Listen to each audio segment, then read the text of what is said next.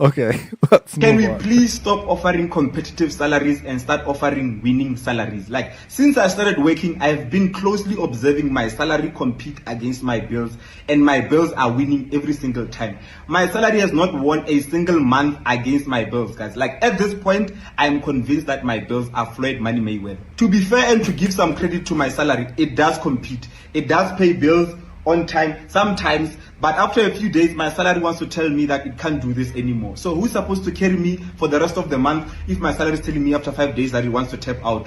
None of this is making sense, guys. Like, can we please stop with the competitive salaries and get some winning salaries out there? I kind of agree with this person, but I kind of feel like you need to put in the effort to show your next employer what you're capable of doing. What can you do for that next employer? Don't expect your boss or line manager or anyone to come and tell you, "Oh, you've done an amazing job. Here's a freaking bonus or a salary bump or a promotion." That's not going to happen. You need to go and put in the effort. You know, the other thing was I made a video about this the other day, and I was like, okay, not the other day, but a couple of months ago, and I said that you need to, every time you're working in a company, right, write down all the goals and things that you've achieved. You know, your manager is never going to write down all the good things that you've done. They're always keeping track of all the negative shit that you've done. Oh, you showed up to work on, or you showed up to work late, or you didn't meet the deadline over here, or you were talking to this person badly. Like, they will never record all the good things that you've done for the company. Like, every time you've helped the company make $1 million, freaking hell, no one's gonna freaking like recognize you. What you okay? Here's the camera. You, you need to write down on the freaking. You need to write down on freaking who's emailing me right now. God damn it! Right in the middle of my speech. Okay, it's fine. Right, yeah. You need to write down over there that I helped the company, like today on the 25th of January, I helped the company make 100 million by doing XYZ. I met the deadline and I did A, B, and C. So when you write all of this stuff down and then you go into the meeting where you're supposed to now have a promotion, you just bring all these points up and you fight for that promotion. You tell your line manager, "Suck it, man. This is the good stuff that I've done. You need to freaking pay me.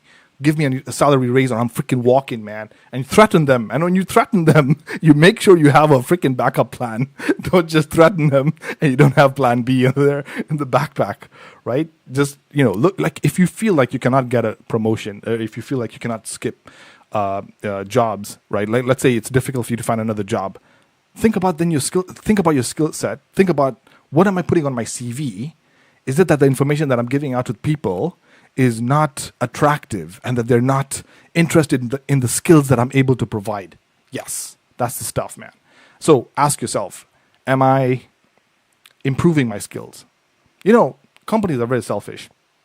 They just want you to work, and they'll never want to promote you, because if you're very good at what you do, they'll just let you stay there in that position.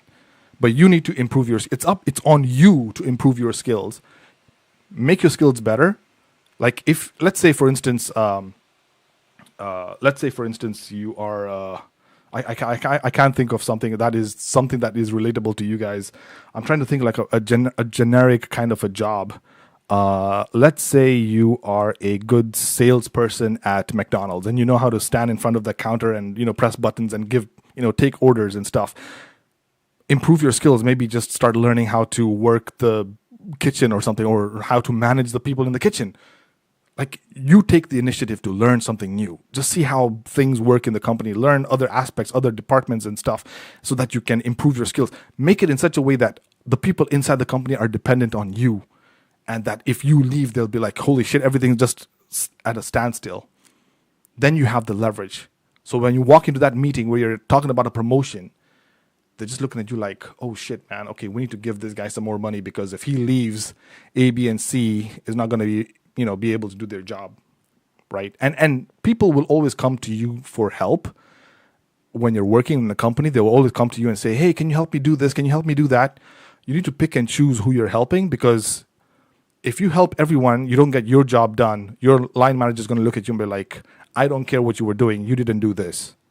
It's going to look bad on you. So pick and choose who you're helping. And don't go out of your way for people. Don't freaking go out of your way for people, especially in a work environment. Because at the end of the day, if someone else had the opportunity to get a promotion and you get fired, they will pick that promotion over you. you're not friends. It's a dog eat dog world out there, man. Oh, yeah. It's just